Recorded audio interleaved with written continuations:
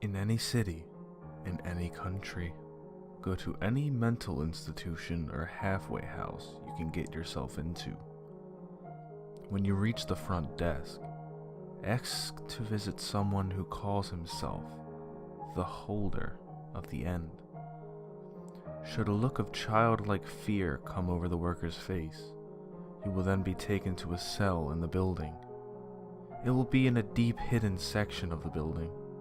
All you will hear is the sound of someone talking to themselves echo in the halls. It is in a language that you will not understand, but your very soul will feel unspeakable fear. Should the talking stop at any time, stop and quickly say aloud, "I'm just passing through. I wish to talk." If you still hear silence, flee. Leave. Do not stop for anything. Do not go home. Don't stay at an inn. Just keep moving and sleep where your body drops. You will know in the morning if you've escaped. If the voice in the hall comes back after you utter those words, continue on. Upon reaching the cell, all you will see is a windowless room with a person in the corner, speaking in an unknown language and cradling something. The person will only respond to one question: what happens when they all come together? The person will then stare into your eyes and answer your question in horrifying detail.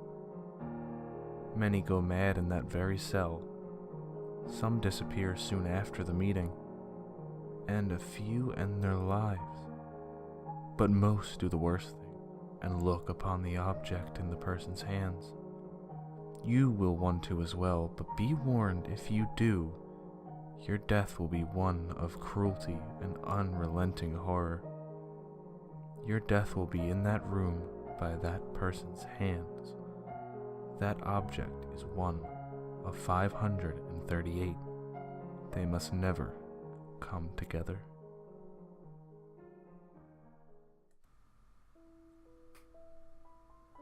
In any city, in any country, go to any mental institution or halfway house you can get yourself into. When you reach the front desk, ask the clerk for permission to visit someone who calls herself the holder of the beginning. A small smile will work its way over their mouth, almost as if to say, "You fool." You will then be taken down a long hallway, long enough that you would expect it to lead outside the building, yet in clear violation of the laws of physics, it instead leads deep into the heart of the institution. The hall will be forever silent, even if you try to make noise. Screams will die before leaving your mouth, and footsteps will be muffled in lieu of speech. Your guide will simply point to a door. Beyond it lies a cozy room filled with a pleasant yet unidentifiable perfume. At the room's center, a beautiful woman holds her empty arms as if cradling something. This room will remain just as silent as the hallway that led into it, until you ask a singular question. Why were they separated? The woman will then explain in excruciating detail every horrific event in history. Every beating, every war, every rape, every killing. No travesty in the history of the universe will escape your ears. When she finishes, all will fall silent, and you will be free to leave. It is up to you to do what you will with this information. That woman is object 2 of 538. It's up to you if they should be joined or not.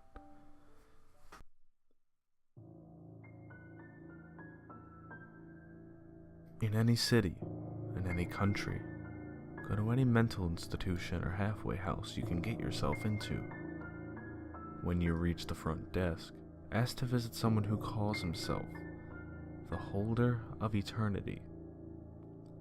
A sigh might escape the worker as they look upon you with the utmost pity. They will take you down a flight of stairs that you might expect to lead to the basement.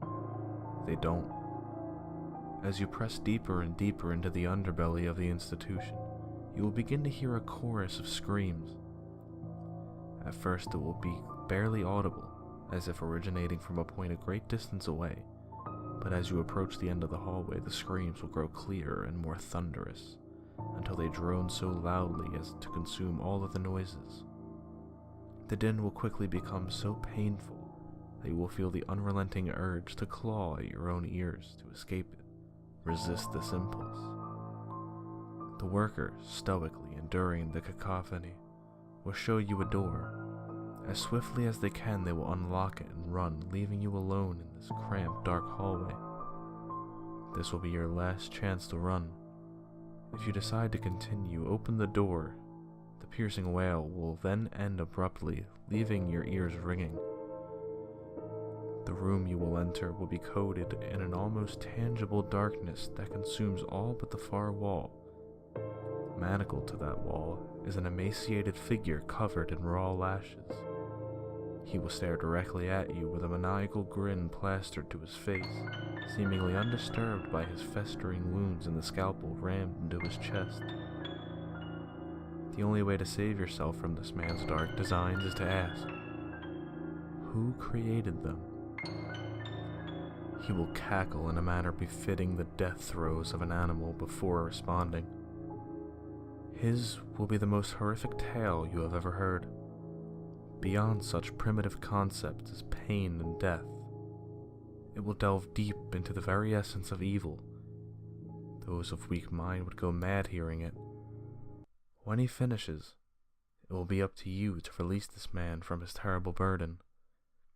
Remove the scalpel, and he will shudder once in agony before falling silent. Forever. That scalpel is Object 3 of 538. It is up to you if the rest should be protected or destroyed.